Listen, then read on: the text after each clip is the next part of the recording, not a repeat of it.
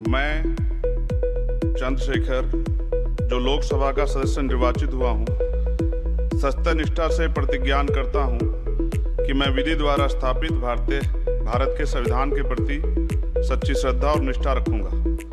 मैं भारत की प्रभुता और अखंडता अक्षुण्ण रखूँगा तथा जिस पद को मैं ग्रहण करने वाला हूँ उसके कर्तव्य का श्रद्धापूर्वक निर्वहन करूँगा। नमो बुद्धाय। जय भीम, जय भारत, जय संविधान, जय मंडल, जय जोहार, जय जवान, जय किसान, भारतीय संविधान जिंदाबाद। Hello friends, welcome to scholar space with Anubhav. इनको तो आप जानते ही होंगे, ये है चंद्रशेखर आजाद, भीम आर्मी के चीफ और आजाद समाज पार्टी कांशीराम के नेता। चंद्रशेखर आजाद ने उत्तर प्रदेश की नगीना लोकसभा सीट से सपा, बसपा और बीजेपी तीनों के उम्मीदवारों को पछाड़ते हुए 1 लाख से अधिक वोटों से जीतकर सभी को चौंका दिया। चंद्रशेखर आजाद एक सामाजिक कार्यकर्ता, अंबेडकरवादी और वकील भी है। 2021 में टाइम मैगजीन ने उन्हें 100 उभरते नेताओं की सूची में शामिल किया था। चंद्रशेखर आजाद ने पहली बार तब सुर्खियां बटोरी जब उन्होंने धड़कौली के द ग्रेट चमार आपका स्वागत करते हैं का बोर्ड लगाया। अगस्त 2019 में भीम आर्मी ने दिल्ली के तुगलकाबाद में श्री गुरु रविदास गुरुघर के विध्वंस के खिलाफ देशव्यापी दलित विरोध प्रदर्शन में भाग लिया था। आज का हमारा टॉपिक है भारत की एक प्रमुख जाति के बारे में, जो भारत के हर कोने कोने में फैली है, चमार जाति। चमार जाति भारत की सबसे बड़ी और व्यापक जनसंख्या वाली जाति है। अगर आप चंबर पुराण को पढ़े तो क्लियर हो जाएंगे कि इस जाति के राजाओं ने हजारों सालों तक इस देश पर राज किया। देश के अलग अलग हिस्सों में इसे अलग अलग नामों से पुकारा जाता है, जैसे जाटव, जटिया, अहिरवार, बैरवा, चामड़, चांभार, मेघवाल, मेघ, भगत, बाम्भी, बलाई, रैगड़, रंगा, रंगारी, रामनामी, सतनामी, रविदासी। श्री दौलीराम जाटव ने अपने निबंध चमार जाति का प्रादुर्भाव एवं विकास में जोर देकर कहा है कि चमार जाति असल में भारत की सबसे पुरानी जाति है। भारत की आदिम जातियों का रंग काला हुआ करता था। चमार जाति के बारे में आज भी एक मजेदार कहावत चलती है, जिसे H.S. रिशले ने अपनी पुस्तक पीपुल्स ऑफ इंडिया में दर्ज किया है। करिया ब्राह्मण गोरा चमार, उसके संग न उतरिहा पार। इससे साफ जाहिर होता है कि अगर चमार गोरे हों और ब्राह्मण काले, तो यह बड़ी अजीब बात मानी जाती थी, क्योंकि आमतौर पर ब्राह्मण गोरे और चमार काले होते थे। चमार जाति की जनसंख्या। चमार जाति भारत में ही नहीं बल्कि पाकिस्तान, नेपाल और बांग्लादेश में भी अच्छी खासी आबादी में पाई जाती है। चमार जाति भारत की कुल आबादी का 3 से 4% है, जो लगभग 6 करोड़ लोगों के बराबर है। चमार जाति की प्रभावशाली लोग। उधम सिंह एक भारतीय क्रांतिकारी थे, जिन्हें 13 मार्च 1940 को भारत में पंजाब के पूर्व लेफ्टिनेंट गवर्नर माइकल ओडायर की हत्या के लिए जाना जाता है। यह हत्या 1919 में अमृतसर में हुए जलियांवाला बाग हत्याकांड का बदला लेने के लिए की गई थी, जिसके लिए ओडायर जिम्मेदार था और जिसमें सिंह खुद बच गए थे। इसके बाद सिंह पर हत्या का मुकदमा चला और उन्हें दोषी ठहराया गया और जुलाई 1940 में फांसी दे दी गई।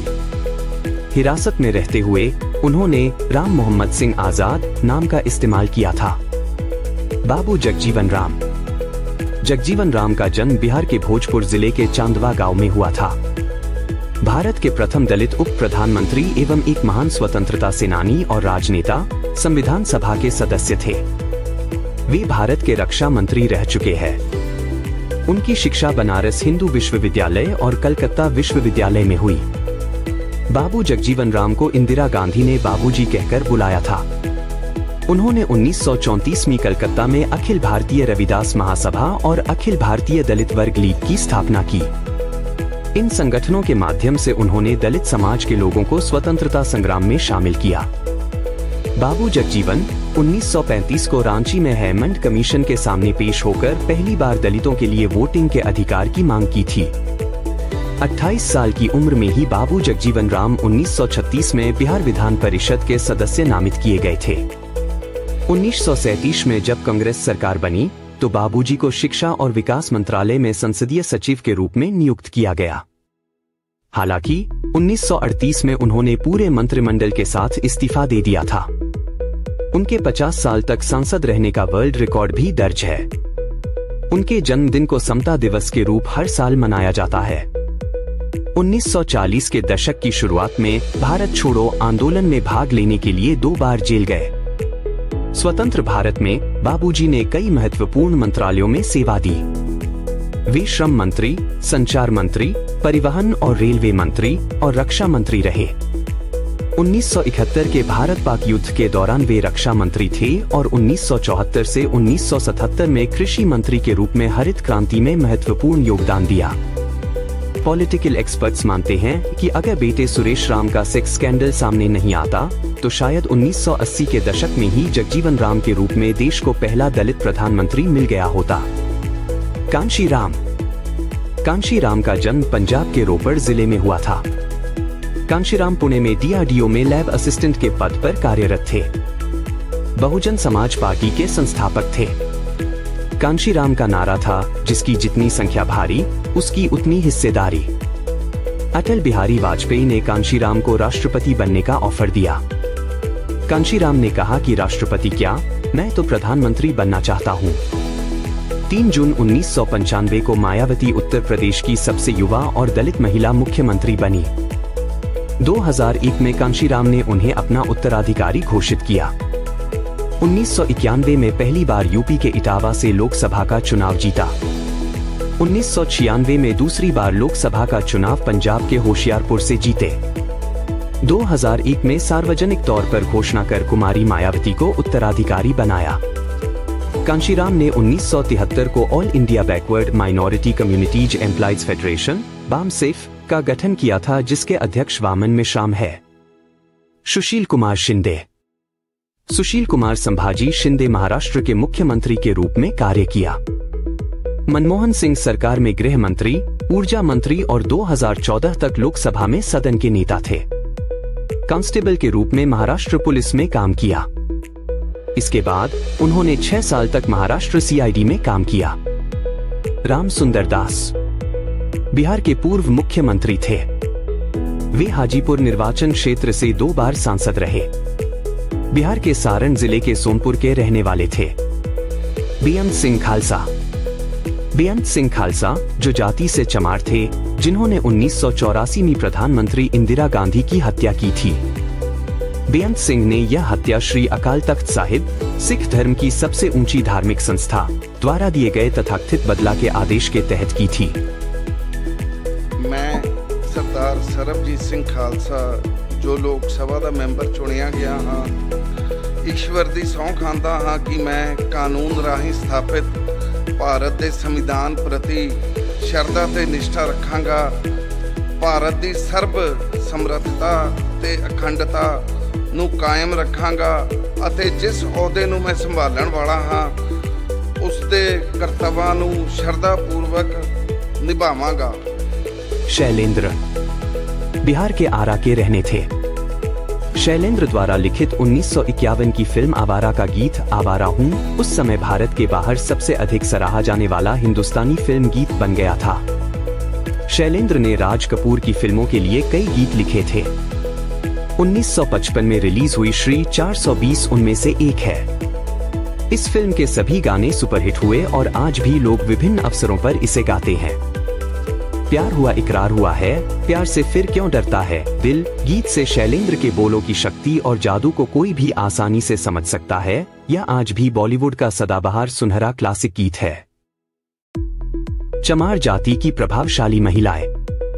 मायावती बहन कुमारी मायावती उत्तर प्रदेश की 3 बार मुख्यमंत्री रही। वह भारत में पहली दलित महिला मुख्यमंत्री थी।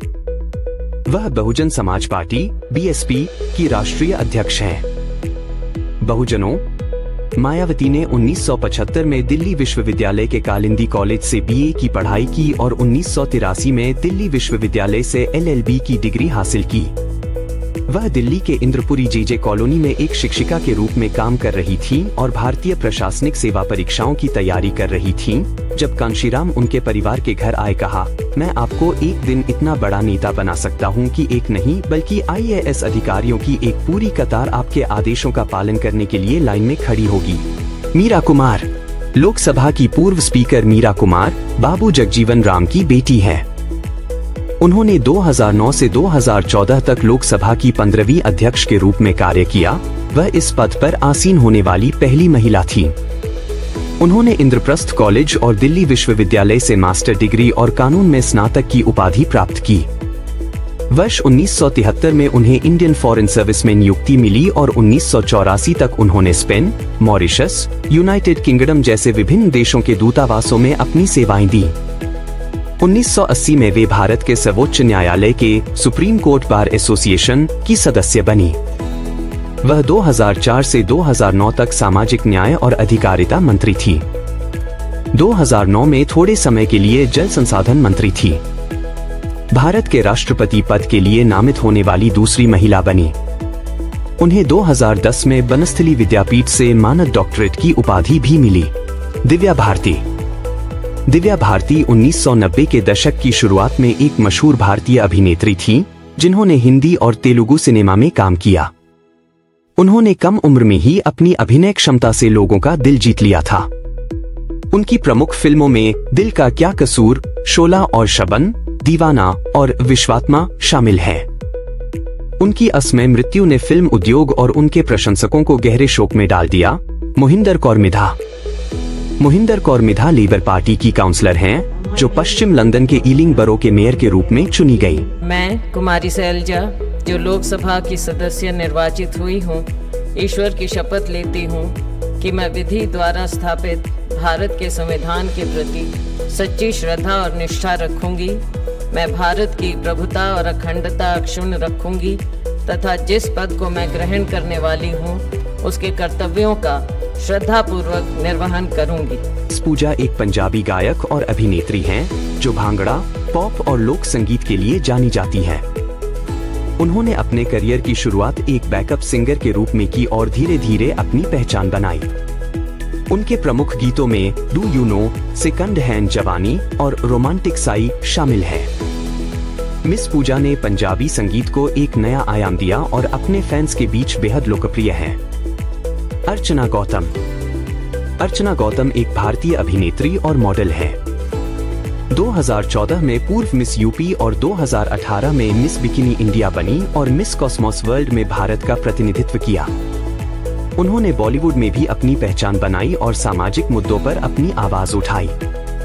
अर्चना गौतम ने महिलाओं के सशक्तिकरण और स्वास्थ्य के लिए काम किया और अपने सामाजिक कार्यों के माध्यम से समाज को जागरूक करने का प्रयास किया। निहारिका सिंह एक भारतीय अभिनेत्री और मॉडल है। उन्होंने 2005 में मिस अर्थ इंडिया का खिताब जीता और समीक्षकों द्वारा प्रशंसित ड्रामा मिस लवली से डेब्यू किया। सुप्रिया जाटव एक कुमिते कराटे खिलाड़ी हैं, जिन्होंने लगातार 3 राष्ट्रमंडल कराटे चैंपियनशिप में कुमिते इवेंट में पदक जीते। उन्होंने राष्ट्रीय और अंतर्राष्ट्रीय स्तर पर भारत का प्रतिनिधित्व किया और कई पदक जीते। सुप्रिया जाटव ने न केवल खेल के क्षेत्र में बल्कि समाज के लिए भी प्रेरणा स्रोत के रूप में काम किया। गिन्नी माही एक पंजाबी लोक और रैप कलाकार हैं, जो मुख्य रूप से अंबेडकरवादी और रविदासिया गीतों के लिए जानी जाती है। उनके गीत सामाजिक न्याय और दलित अधिकारों पर केंद्रित होते हैं। गिन्नी माही ने अपने संगीत के माध्यम से सामाजिक बदलाव की वकालत की और कई युवा कलाकारों को प्रेरित किया। गुनाबाई गाडेकर जातिवाद विरोधी कार्यकर्ता थीं, जिन्होंने डॉक्टर B.R. अंबेडकर के साथ काम किया। उन्होंने महिलाओं और दलित समुदाय के अधिकारों के लिए संघर्ष किया और समाज में समानता और न्याय के सिद्धांतों को बढ़ावा दिया। बीबी रानी मौर्य उत्तराखंड की पूर्व राज्यपाल, आगरा की पहली महिला मेयर और बीजेपी SC मोर्चा की अध्यक्ष और कैबिनेट मंत्री है। उन्होंने महिलाओं के सशक्तिकरण और दलित अधिकारों के लिए कई महत्वपूर्ण कदम उठाए और समाज में उनकी स्थिति को सुधारने के लिए काम किया। प्रोफेसर रितु सिंह दिल्ली विश्वविद्यालय के दौलतराम कॉलेज में एडहॉक असिस्टेंट प्रोफेसर थी। 192 दिनों के विरोध के बाद उन्होंने 8 फैकल्टी DU के सामने PhD पकोड़े वाली स्टॉल खोली। शिल्पा शिंदे भारतीय टेलीविजन अभिनेत्री, जिन्होंने लोकप्रिय टीवी शो भाभी जी घर पर हैं में अंगूरी भाभी का किरदार निभाकर प्रसिद्धि पाई। शिल्पा ने कई रियलिटी शोज में भी भाग लिया है और वह बिग बॉस के 11वें सीजन की विजेता भी रही हैं। मैं प्रणति सुशील कुमार शिंदे, जो लोकसभा की सदस्य निर्वाचित हुई हूँ, ईश्वर की शपथ लेती हूँ कि मैं विधि द्वारा स्थापित भारत के संविधान के प्रति सच्ची श्रद्धा और निष्ठा रखूंगी। मैं भारत की प्रभुत्ता और अखंडता अक्षुण्ण रखूंगी तथा जिस पद को मैं ग्रहण करने वाली हूँ उसके कर्तव्यों को श्रद्धापूर्वक निर्वहन करूंगी। परिणीति शिंदे महाराष्ट्र के पूर्व मुख्यमंत्री सुशील कुमार शिंदे की बेटी है। वह भारतीय राष्ट्रीय कांग्रेस की सदस्य हैं और सोलापुर लोकसभा क्षेत्र से निर्वाचित सांसद हैं। उन्होंने 3 बार महाराष्ट्र विधानसभा के सदस्य के रूप में सोलापुर सिटी सेंट्रल से सेवा की है। परिणीति महाराष्ट्र प्रदेश कांग्रेस कमेटी की कार्यकारी अध्यक्ष भी हैं। लोना चामारी तांत्रिक परंपरा की सबसे प्रतिष्ठित महिलाओं में से एक, उनकी सुंदरता और तंत्र साधना के लिए जानी जाती हैं, जैसा कि कृष्णदेव उपाध्याय की पुस्तक Indian folk belief, William Crooke की popular religion and folklore of northern India और मलिक मोहम्मद जायसी के पद्मावत में उल्लेखित है। नवनीत कौर राणा 2019 में अमरावती से स्वतंत्र उम्मीदवार के रूप में संसद सदस्य चुना गया। उन्होंने 2024 में भारतीय जनता पार्टी में शामिल हुई लेकिन चुनाव हार गयी। नवनीत कौर राणा एक पूर्व अभिनेत्री हैं, जिन्होंने मुख्य रूप से तेलुगु सिनेमा में काम किया है। उनका जन्म 6 अप्रैल 1985 को मुंबई में हुआ था। उन्होंने अपने करियर की शुरुआत मॉडलिंग से की थी और बाद में फिल्म इंडस्ट्री में प्रवेश किया। उनका जन्म रविदासिया चमार सिख परिवार में हुआ था। मैं संजना जाटव, जो लोकसभा की सदस्य निर्वाचित हुई हूँ, ईश्वर की शपथ लेती हूँ कि मैं विधि द्वारा स्थापित भारत के संविधान के प्रति सच्ची श्रद्धा और एवं निष्ठा रखूंगी। मैं भारत की प्रभुता एवं अखंडता को अक्षुण्ण रखूंगी। मैं जिस पद को ग्रहण करने वाली हूँ उसके कर्तव्यों का श्रद्धापूर्वक निर्वहन करूंगी। कृषि से चमड़े के कारोबार में कैसे आ गए? चमार जाति का इतिहास सदियों पुराना है और पारंपरिक रूप से उन्हें चमड़े के काम में निपुण माना जाता था। हालांकि इतिहासकार राम नारायण रावत के अनुसार यह धारणा सही नहीं है। उनके शोध के अनुसार चमार समुदाय ऐतिहासिक रूप से कृषक थे और उनका मुख्य व्यवसाय कृषि था। राम नारायण रावत के शोध में यह पाया गया कि 19वीं शताब्दी के ब्रिटिश रिकॉर्ड में चमार समुदाय के पास भूमि और मवेशी थे।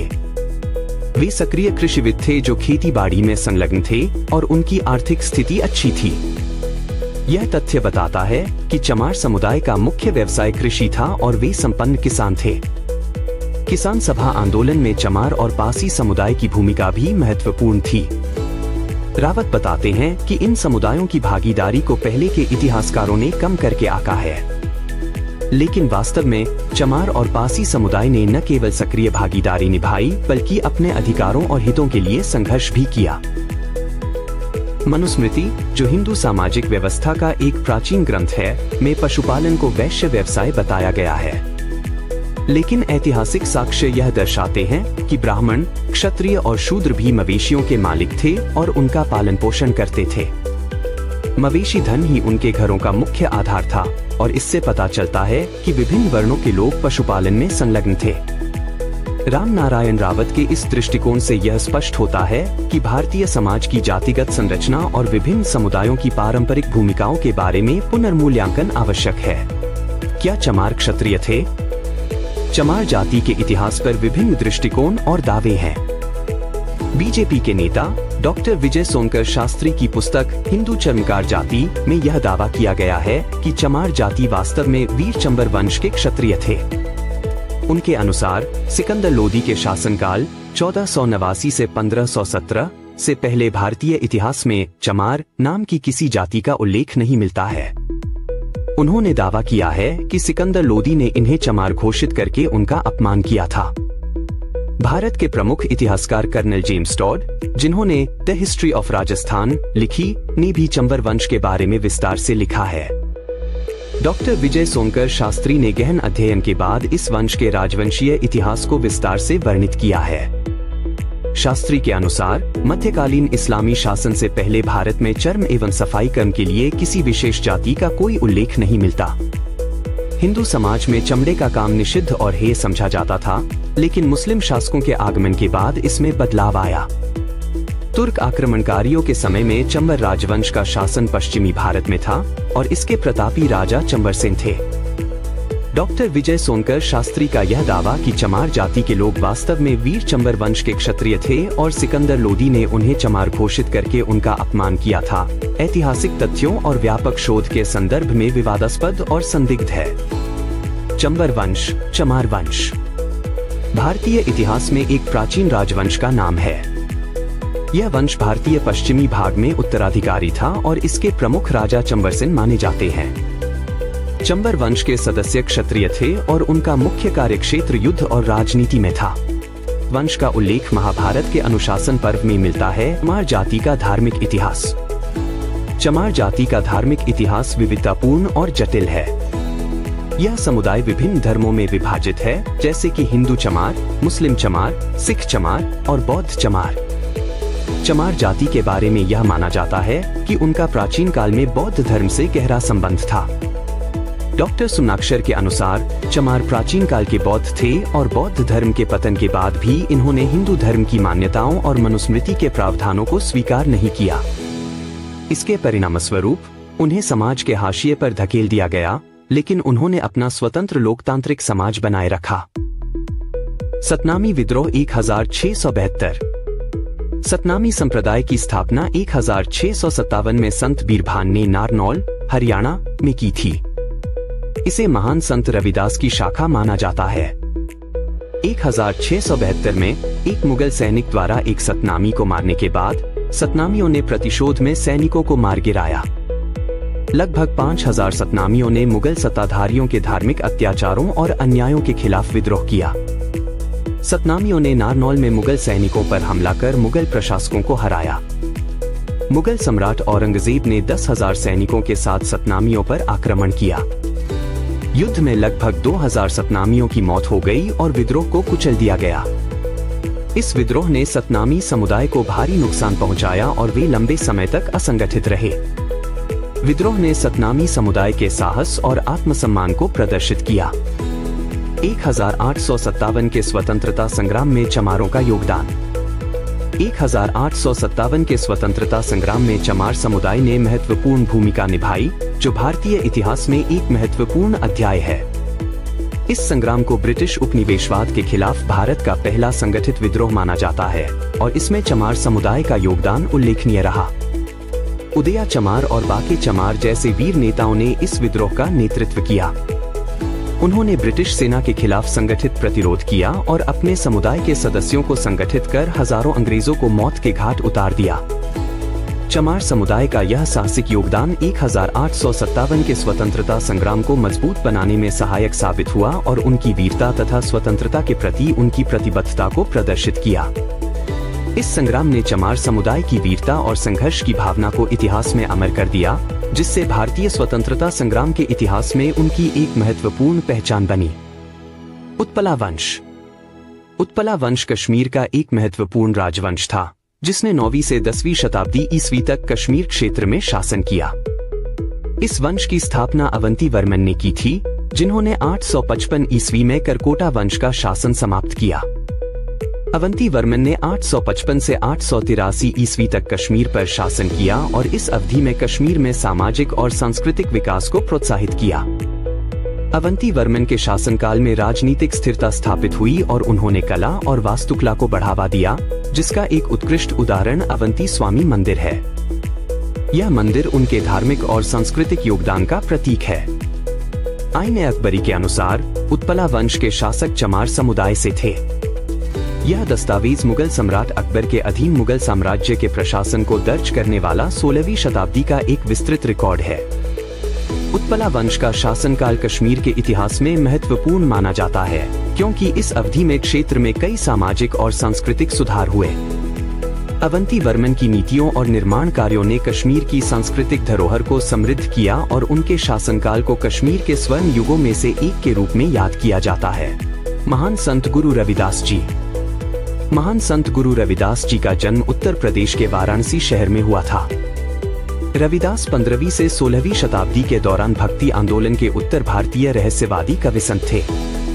पंजाब, उत्तर प्रदेश, राजस्थान और महाराष्ट्र के क्षेत्र में गुरु, शिक्षक के रूप में पूजे जाने वाले रविदास जी के भक्ति गीतों ने भक्ति आंदोलन पर एक स्थायी प्रभाव डाला। वे एक कवि संत, समाज सुधारक और आध्यात्मिक व्यक्ति थे। उन्हें 21वीं सदी के रविदासिया धर्म का संस्थापक माना जाता है, जो पहले सिख धर्म से जुड़े थे। परंपरा और मध्यकालीन युग के ग्रंथों में कहा गया है कि रविदास ब्राह्मण भक्ति संत कवि रामानंद के शिष्यों में से एक थे। रविदास जी के भक्ति गीतों को सिख धर्म ग्रंथ गुरु ग्रंथ साहिब में शामिल किया गया है। हिंदू धर्म के दादूपंथी परंपरा के पंचवाणी पाठ में भी रविदास की कई कविताएं शामिल हैं। स्वतंत्र रूप से प्रसारित भजनों का एक बड़ा समूह भी है, जिसे रविदास के नाम से जाना जाता है। एक बार किसी त्योहार पर गांव के सभी लोग गंगा स्नान के लिए जा रहे थे और उन्होंने रविदास जी से भी चलने का निवेदन किया, लेकिन रविदास जी ने मना कर दिया क्योंकि उन्होंने उसी दिन किसी व्यक्ति को जूते बनाकर देने का वचन दिया था। उन्होंने कहा कि यदि वह गंगा स्नान के लिए चले भी जाएं, तो भी उनका ध्यान अपने दिए हुए वचन पर ही रहेगा। इस घटना ने रविदास जी की कर्म के प्रति निष्ठा और वचन पालन को दर्शाया।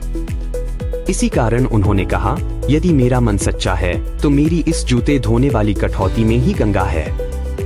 तब से यह कहावत प्रचलित हो गई, मन चंगा तो कठौती में गंगा, जिसका अर्थ है कि यदि हमारा मन शुद्ध है तो हमारे हृदय में ही ईश्वर निवास करते हैं। गुरु रविदास जी ने जाति और लिंग के सामाजिक विभाजन को दूर करने की शिक्षा दी और व्यक्तिगत आध्यात्मिक स्वतंत्रता की खोज में एकता को बढ़ावा दिया। उनके नाम में अक्सर सम्मानजनक भगत शामिल होता है, जिसे कभी कभी रविदास, रैदास, रोहिदास और रूहिदास के रूप में लिखा जाता है। उनके विचार और शिक्षाएं आज भी समाज में एकता, समानता और भक्ति की भावना को प्रोत्साहित करती हैं। चमार रेजिमेंट। चमार रेजिमेंट का गठन 1943 में हुआ था, जो द्वितीय विश्व युद्ध के दौरान अंग्रेजों द्वारा बनाई गई एक पैदल सेना रेजिमेंट थी। इसकी आधिकारिक नामांकन की गई थी 27वीं बटालियन दोहरी पंजाब रेजिमेंट के रूप में। रेजिमेंट का मुख्य उद्देश्य ब्रिटिश भारतीय सेना में भारतीय सैनिकों की भर्ती करना और युद्ध समय में उन्हें सेवा करना था। 1944 के मध्य में कैप्टन मोहनलाल कुरील बर्मा अभियान में भाग लेने के दौरान उन्हें पता चला कि ब्रिटिश भारतीय सेना के अंतर्गत एक साजिश चल रही है। कुरील और उनकी बटालियन ने अपने साथियों के साथ मिलकर विद्रोह किया, जिसके परिणामस्वरूप उन्हें गिरफ्तार कर लिया गया और उन्हें युद्धक कैदी घोषित किया गया। इसके बाद द्वितीय विश्व युद्ध के समापन के बाद रेजिमेंट को भंग कर दिया गया। हाल ही में राष्ट्रीय अनुसूचित जाति आयोग ने रक्षा मंत्री मनोहर पर्रिकर को एक पत्र लिखकर भारतीय सेना में चमार रेजिमेंट के पुनर्जीवन की मांग की है। इस अनुरोध का मुख्य आधार है कि अन्य जाति धर्म के आधार पर बनी रेजिमेंट्स जैसे सिख, जाट, डोगरा रेजिमेंट आदि अभी भी मौजूद हैं, लेकिन चमार रेजिमेंट को बंद कर दिया गया है। चमार जाति पर लिखी गई पुस्तकों। यहाँ दी गई पुस्तकों की सूची है, जिन्हें चमार जाति के इतिहास, संस्कृति और उसके स्वतंत्रता संग्राम में उसके योगदान पर लिखा गया है। चमार जाति का स्वतंत्रता संग्राम में योगदान 1807 से 1947 तक। लेखक सतनाम सिंह। चमार जाति का गौरवशाली इतिहास। लेखक सतनाम सिंह। चमार जाति इतिहास और संस्कृति। लेखक SS गौतम, डॉक्टर RMS। विजय। चमार। लेखक GW ब्रिग्स। अनुवादक जय प्रकाश करदम। चमार रेजिमेंट और उसके बहादुर सैनिकों के विद्रोह की कहानी उन्हीं की जुबानी। लेखक सतनाम सिंह। हिंदू चर्मकार जाति एक स्वर्णिम गौरवशाली राजवंशीय इतिहास। लेखक डॉक्टर विजय सोनकर शास्त्री। तो दोस्तों, ये थी हमारी डिटेल्ड डिस्कशन ऑन चमार जाति का इतिहास। अगर आपको यह वीडियो पसंद आया हो तो लाइक करें, शेयर करें और हमारे चैनल स्कॉलर स्पेस विद अनुभव को सब्सक्राइब करें और बेल आइकन दबाना ना भूलें।